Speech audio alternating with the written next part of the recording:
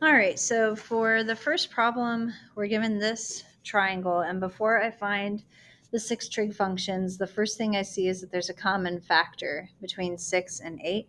So I should use a similar triangle, which means reduce this, divide both of these by 2,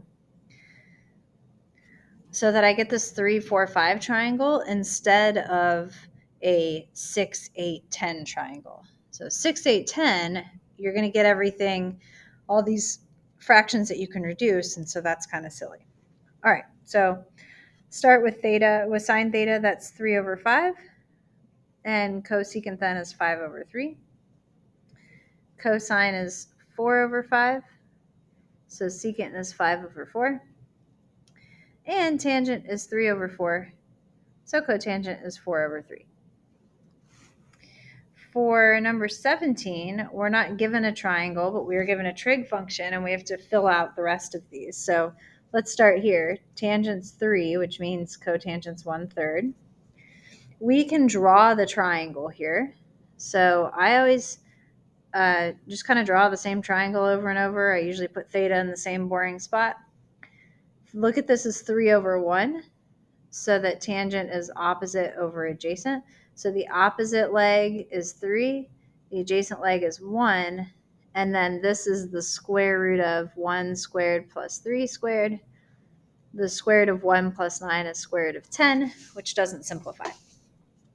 Once you get that all squared away, then the rest is just writing out your fractions. So sine is 3 over radical 10, which we have to rationalize, 3 radical 10 over 10. Flip that, flip the unrationalized version so that it's easily radical 10 over 3. Cosine is 1 over radical 10, which rationalizes to radical 10 over 10. Flip the unrationalized version so it's nice and easy, radical 10 over 1. For number 18, same idea. I guess I forgot to erase my triangle here, but we're given that cosecant theta is 17 over 4. And remember, that's hypotenuse over opposite, because I'm thinking about sine in my head and just flipping it. And we need to find the third side. So remember, this side is going to be, so we've got 17 squared equals this side squared plus 4 squared. So this is going to be the square root of, what's 17 squared? I think it's 289, but I never remember this one. So I'll just do my math here.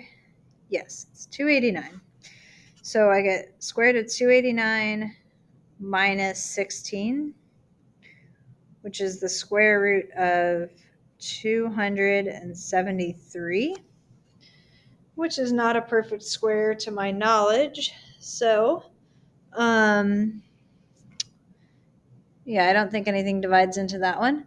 So we're just going to start with sine. So sine is 4 over 17, and we already knew cosecant was 17 over 4. Cosine is the square root of 273 over 17. The secant is the reciprocal of that, which will have to get rationalized. 17 radical 273 over 273. Tangent is 4 over radical 273, which rationalized is 4 radical 273 over 273. And cotangent is radical 273 over 4.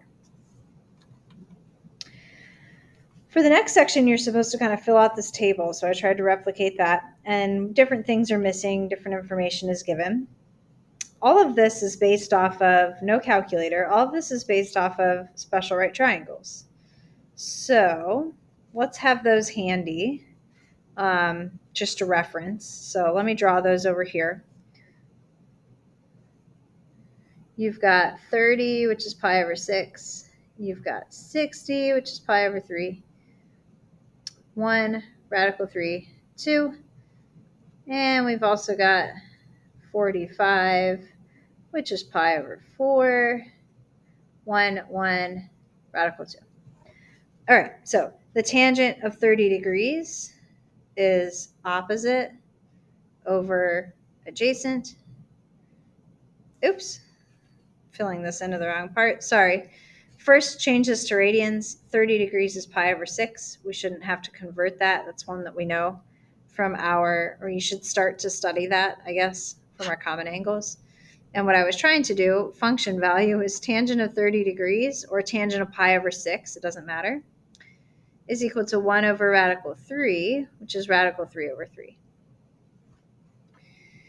Okay, so now this time we're given the sign of not the degree, we're given the radian. So pi over 4 is 45 degrees. The function value is either the sine of pi over 4 or the sine of 45 degrees, doesn't matter. You get 1 over radical 2, which is radical 2 over 2. Start with the angle. Pi over 6 in degrees is 30 degrees.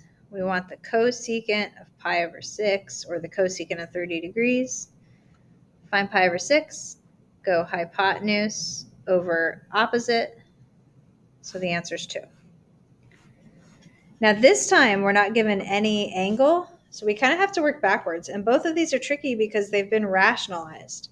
So think about what these were before they got rationalized, or if it helps, if you can't think about what that was before it was rationalized, rationalize the numerator. Like this.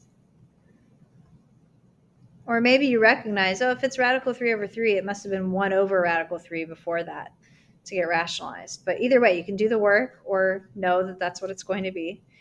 We're looking at cotangent of what angle has this leg adjacent and this leg opposite. So head over to your triangle. Which leg is adjacent to 1 and which leg is opposite radical 3? Or which angle, I'm sorry, is opposite radical 3? So in both cases, that's 60 degrees, which is also known as pi over 3. Same thing with this one. What was this before it got rationalized? So maybe you know that it was 2 over radical 3. But if not, multiply by radical 3 over radical 3. And you get 2 times 3 over 3 radical 3. And sorry, I don't know why I hesitated on that. Those 3's cancel, 2 over radical 3. This is secant, so we're saying the hypotenuse is 2, and the adjacent side is radical 3. So which angle is adjacent to radical 3? That's 30 degrees, which is also known as pi over 6. A little working backwards there. Continuing to work backwards is this group here. So I think we're just doing part A for this group. Find each value of theta in degrees and in radians without using a calculator. Back to these triangles here. You can write them down again if you need the practice. I'm using technology to my benefit. There we go. Just so I don't have to keep scrolling.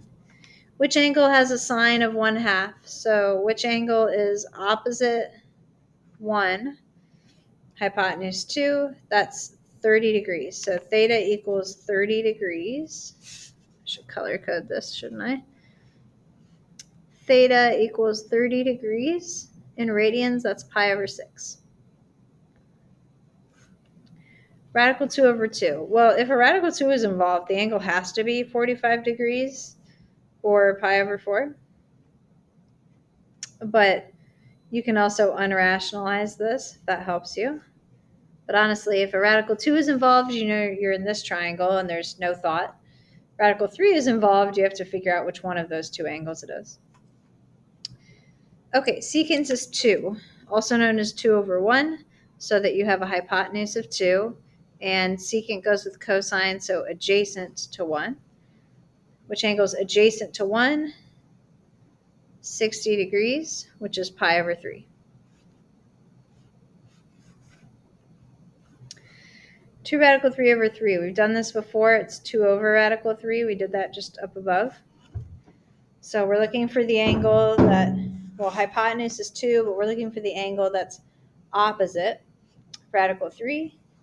So again, that's 60 degrees, which is pi over 3. Tangent theta equals radical 3 over 1, so that I have something to say opposite over adjacent. So which theta is opposite radical 3, and it also will be adjacent to 1? Again, 60 degrees, pi over 3. Not sure why these all seem to be that answer so far.